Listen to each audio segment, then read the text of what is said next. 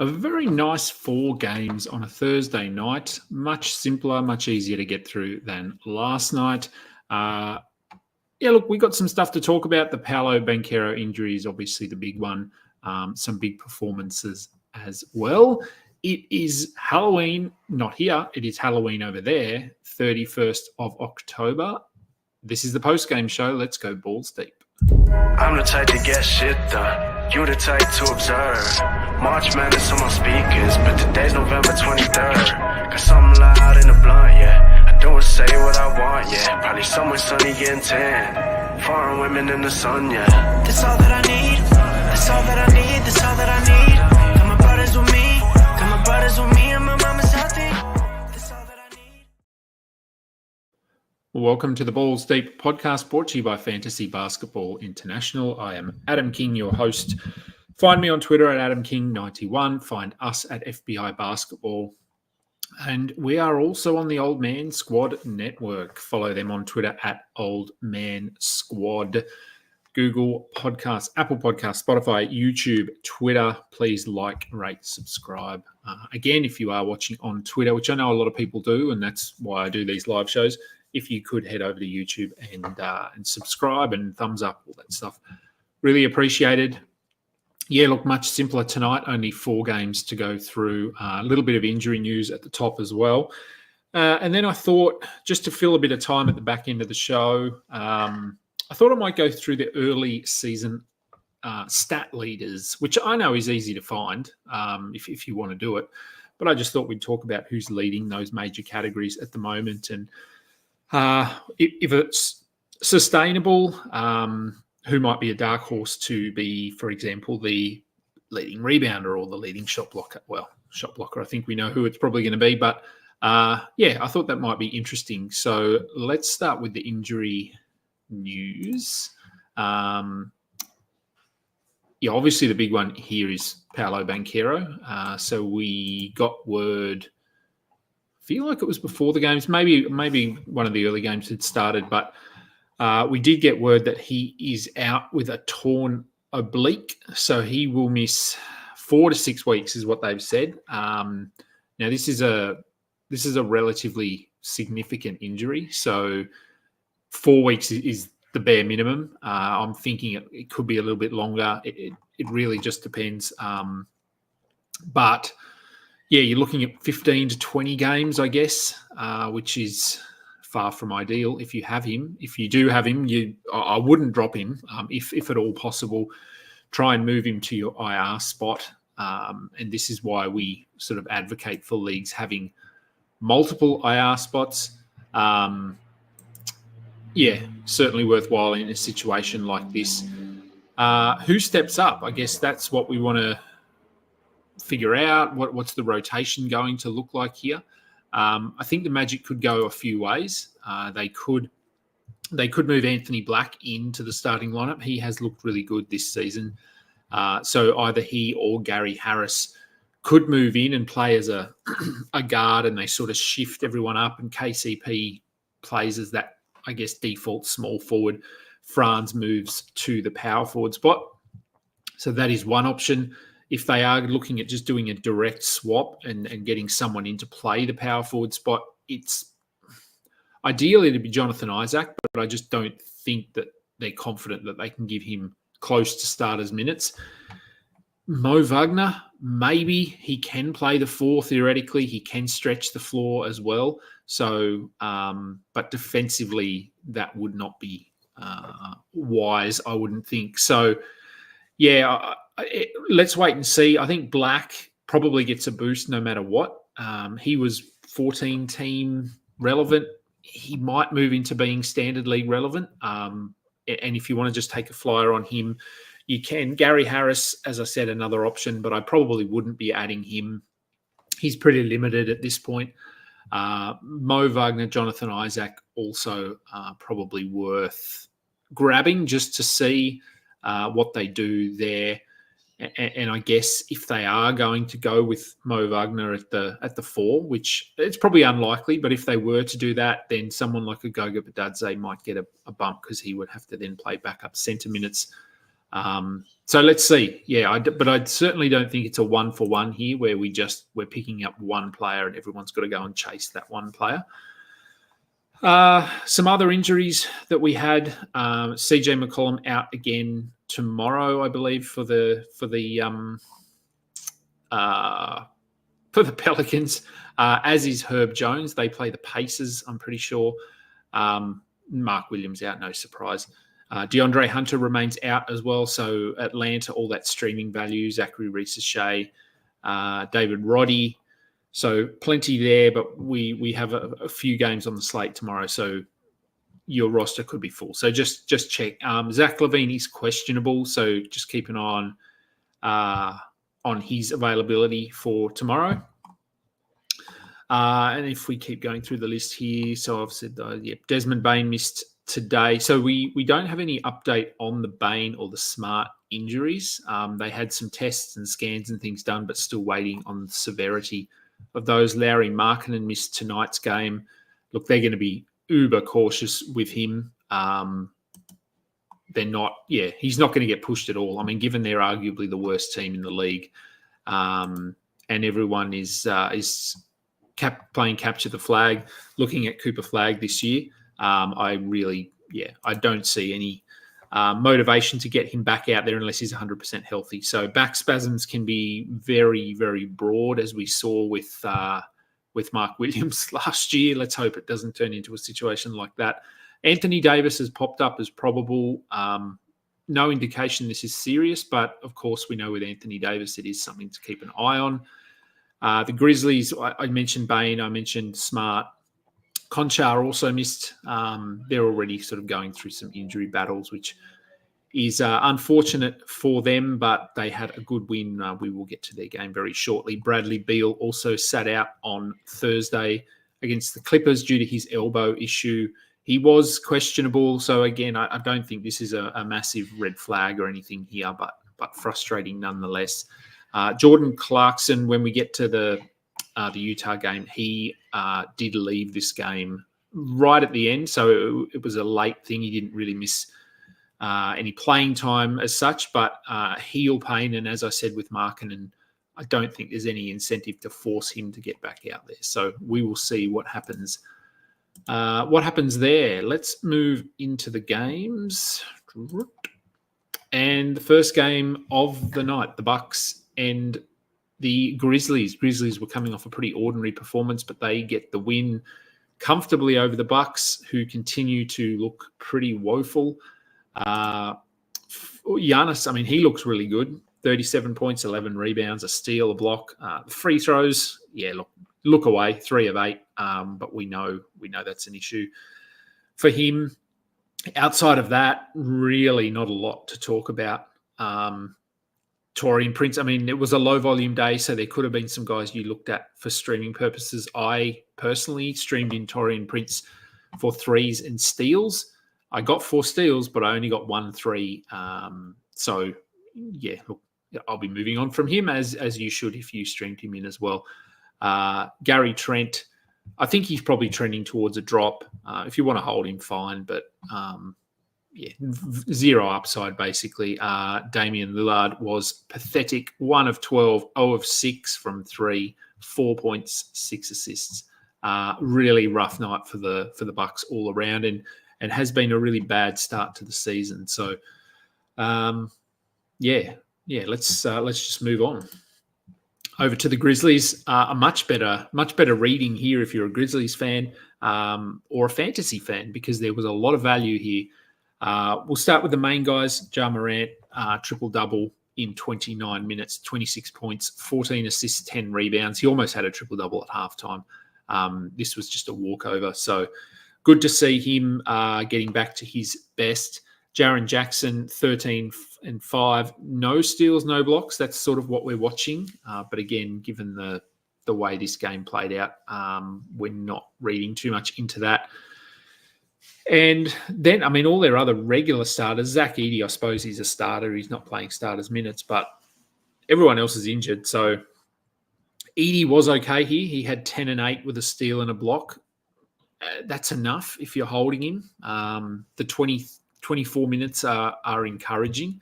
it was looking as though they weren't going to play more than about 18. So let's just keep an eye on what these minutes look like. If he is playing 22 to 24, I think he probably remains a hold. Santi Aldama, up and down, up and down. This was an up game, 19 points, 9 rebounds, a steal. We just hold him until they start getting some guys back. He's going to be inconsistent. Jaylen Wells moved into the starting lineup. Another player that I streamed in tonight, he had 16 points with 7 rebounds. Not much else outside of that, but the shooting was good, 3 of 3 from the line. So for a streamer, he did exactly what I wanted him to do. Jake LaRavia had a double-double off the bench, 11 and 10 with 2 steals. Scottie Pippen, 16 points with 1 assist. After those sort of, I think he had back-to-back or two in 3 games, double-digit assists. This is a reality check here, but I think he's probably still worth rostering with all of these guys out at the moment. And Jay Huff did nothing again, so we aren't holding him. On to the next game, Houston and Dallas, Battle of Texas.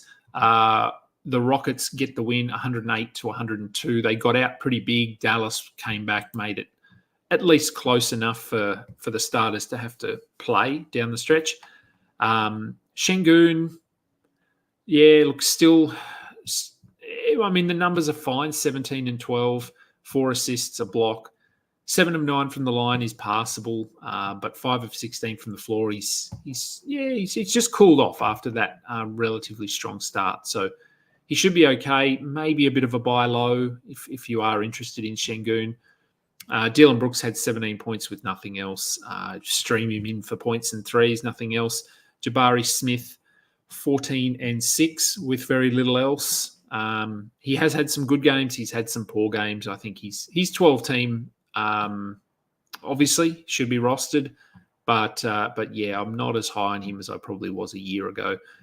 Fred VanVleet, we're going to see all the people come out of the woodwork here. 4 points on 2 of 13 shooting with 4 assists, 0 steals. Look, it's a bad game. Let's not beat around the bush. It is a bad game. If you drafted Fred VanVleet, hopefully you were either punting points or able to make up for that category with your other draft picks. He hasn't been great, and potentially a buy low after this game as well. Jalen Green had his 23 points, 12 rebounds. Take that any day of the week.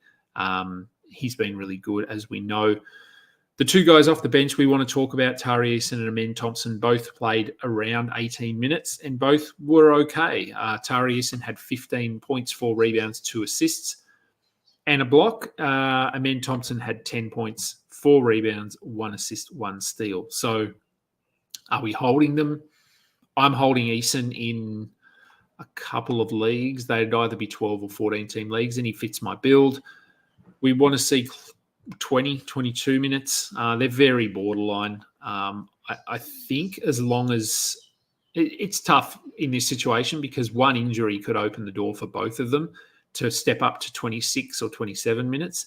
Fred VanVleet, he's had his issues with hamstrings and things like that. Dylan Brooks has had some injuries throughout his career. So I'd be holding if I could, but I certainly wouldn't blame you if you wanted to move on.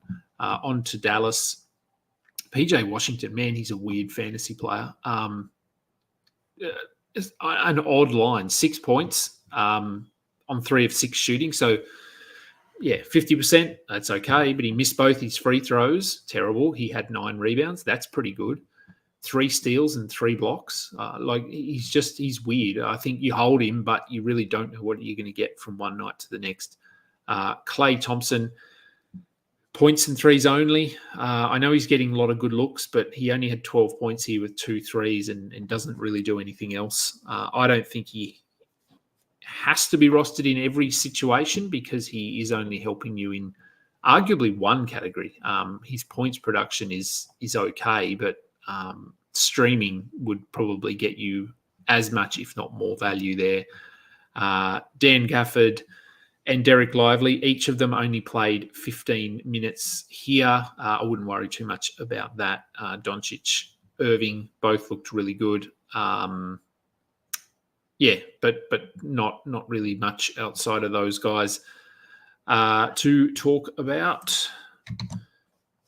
Alrighty, the Spurs and the Jazz. Yeah, we'll get to Utah in a minute. On the Spurs side of things, we'll start with the elephant in the room, I suppose. Wemanyama. He had been underwhelming, I think, although a lot of that was tied into his lack of shot attempts or his poor percentages.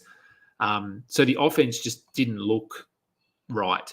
Everything else had been okay, but he ended up here with the rare 5x5 line, which he did last year, I believe, and is one of only 6 players to maybe do it multiple times. I don't know. There was lots of stuff up on Twitter today. Of course, there was. I can see a trade question in there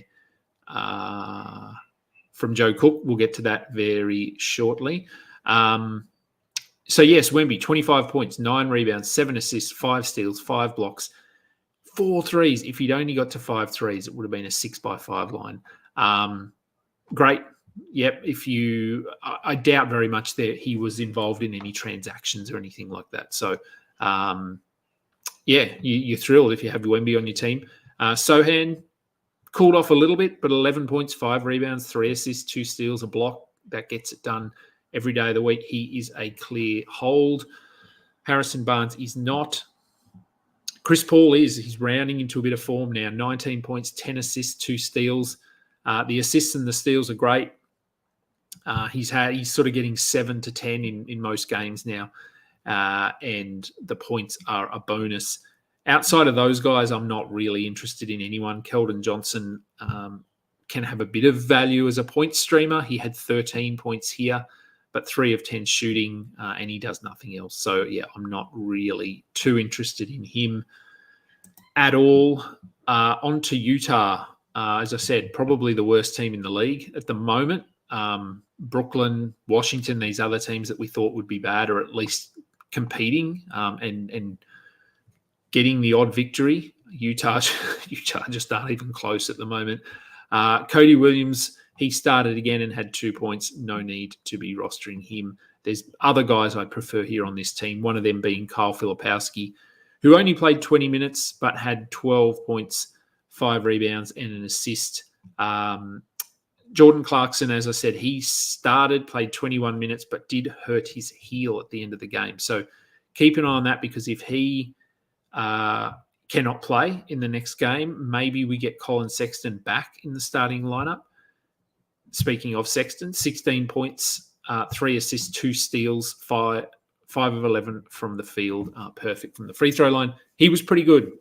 25 minutes. It's still nowhere near what we wanted from him coming into the season, but it's a step in the right direction. So, yeah, we'll see if this actually translates into him being a better option moving forward. John Collins, 14 and 11.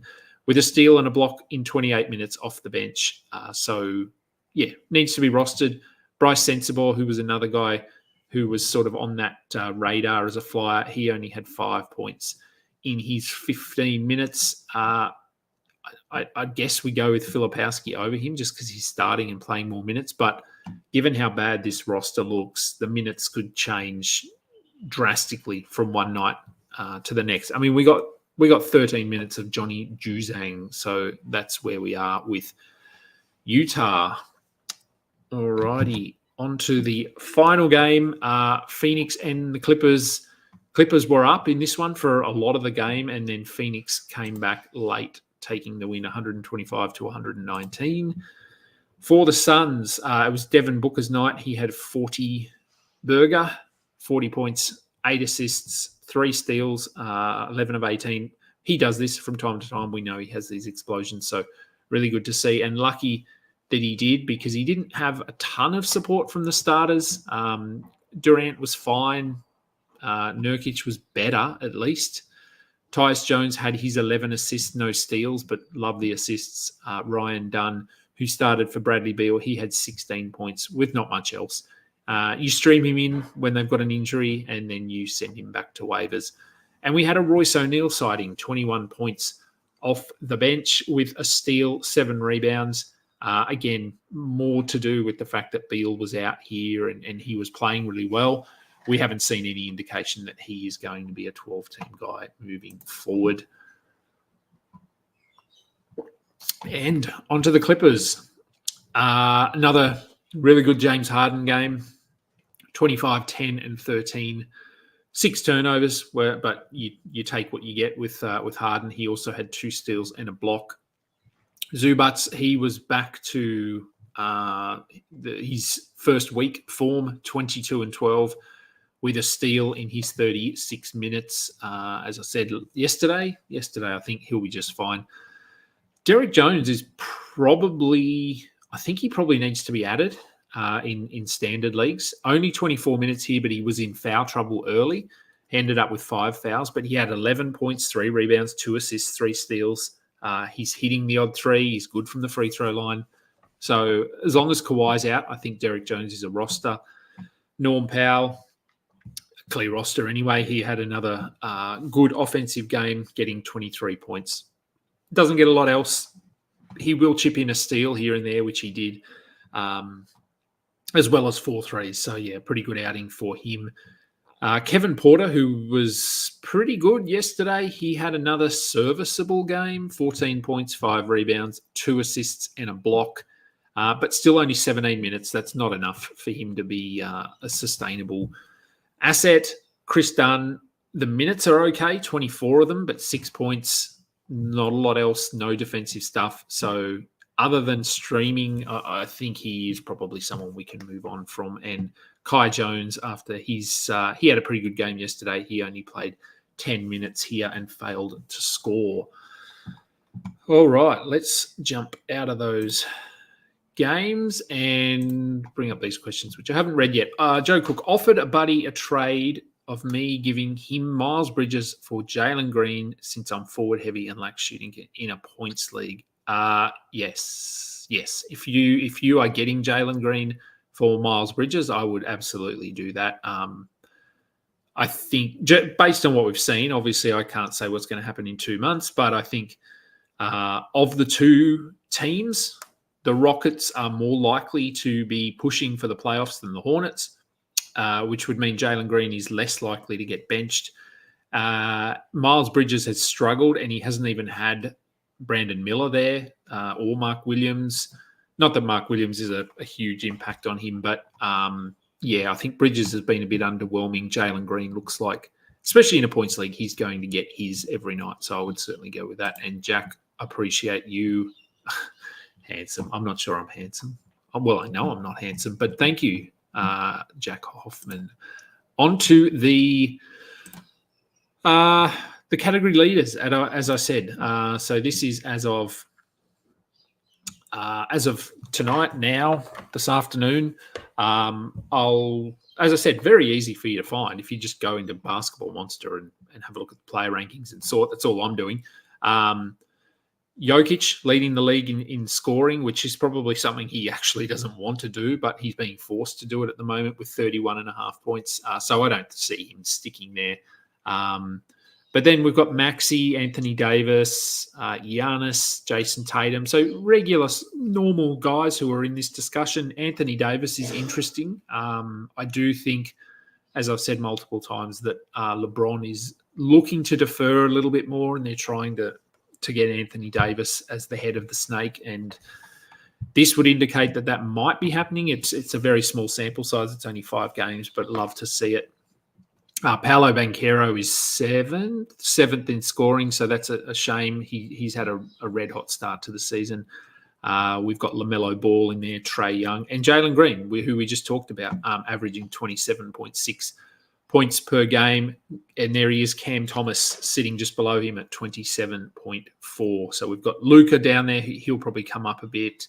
So, no, look, I think majority of those names are probably going to stick in that discussion. It's potentially Jokic who falls off a little bit, maybe Anthony Davis, maybe Jaylen Green as well. But no, looking sort of on brand there. Over to rebounds. Probably not. Well, I don't know. Maybe some people did have him as a bit of a dark or a smoky, whatever we want to call it, for rebounds, and that's Ivica Zubac. He's leading the league with 13.2, and I think there's a chance he sticks there. I mean, if the minutes hover at 35, which is what he's at the moment, he'll certainly be in that discussion because there is no one on that team that can rebound.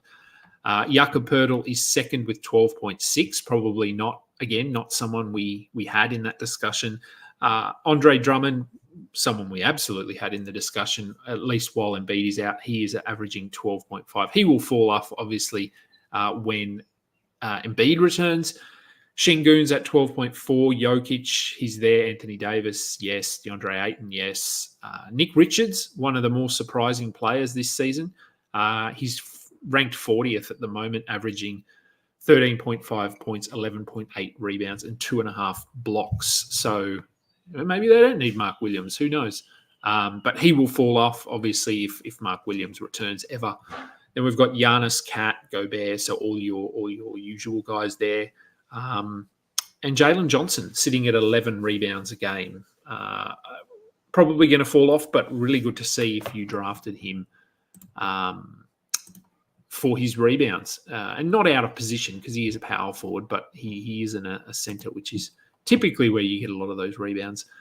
Onto the assists, James Harden at the top, no surprise, with 11.6, tied with Trae Young. DeJounte Murray is third with 10, but he's obviously out for another month. Ja Morant sitting at 9.4. Jokic, Dennis Schroeder, the surprising Dennis Schroeder, who is the 18th ranked player. Am I looking at? I think it's 9 I'm looking at. Schroeder's averaging 24.6 points, 8.2 assists, 4.23, shooting 55% from the field. It's going to come down, but enjoy it while he's rolling. Chris Paul is there, De'Aaron Fox, Cade Cunningham, Tyus Jones, LaMelo Ball. So these are all guys that we expected to see up in the top area when it comes to assists. Over to steals, and we've talked about this, and I think a few analysts have. Jordan Poole leading the league with 3 steals a game, almost certainly going to come down. I don't think he's in the discussion for steals leader, but who knows? Maybe we could be wrong. Dyson Daniels at 2.8. I did have him as a potential league leader in this category. Cason Wallace is at 2.5, a really good streaming option. Then we've got Shea, Jimmy Butler. CJ McCollum is in there, which is interesting. It's not usually an aspect of his game that we see. Alex Caruso averaging 2.3. Just looking at his numbers here. So he's averaging 2.3 steals and a block. He's averaging 1.3 points, 3 rebounds, 2.3 assists. So other than his 1 block, his points are actually his lowest category. That's tough to do. Jalen Suggs, yeah, he's going to be up there. DeMar DeRozan getting 2 steals a game as well. Really nice. PJ Washington, I talked about him and his weird skill set. He's averaging 3.2 combined steals and blocks so far, which is good to see. Good to see. On to the blocks category. No surprise, we've got Chet at the top with Wemby. I still feel like Wemby will get him, especially once Hartenstein comes back. But Chet currently averaging 3.5. Wemby 3.2, Brook Lopez 2.6, Walker Kessler 2.6, Alex Sarr 2.5, and this is why you drafted him. 6.3 rebounds, 2.5 blocks. Doing what we wanted. Shooting under 30% from the field is less than ideal, but the blocks are really encouraging. Nick Richards, I mentioned him. He's averaging 2.5. Evan Mobley, who is the 15th ranked player at the moment, averaging 2 blocks to go with his 1.2 steals, 19.2 points, 8.2 rebounds. So the breakout is here, it appears. Then we've got Miles Turner, Anthony Davis, Donovan Klingen's there, Yves Missy, Jeremy Grant, who for some reason is deciding to play defense, which he hasn't done for a couple of years. But if you drafted him, enjoy that. And 3-pointers, last category I'll do, and then we'll jump out of here. We've hit the half-hour mark. 3-pointers, Anthony Edwards is really making a concerted effort to score from the perimeter. He's at 5.5 3-pointers per game. Jordan Poole is at 5. Buddy Hield, who we know has been on a bit of a heater, he's at 4.8. LaMelo at 4.8. Then we've got Peyton Pritchard, who we talked about yesterday as someone who you probably need to pick up, given what we've seen so far. Tatum at 4.6, Jaylen Green, Dennis Schroeder, Tyler Hero. Then we've got Klay Thompson. And strangely, no Steph in there. Steph is down at, what have we got?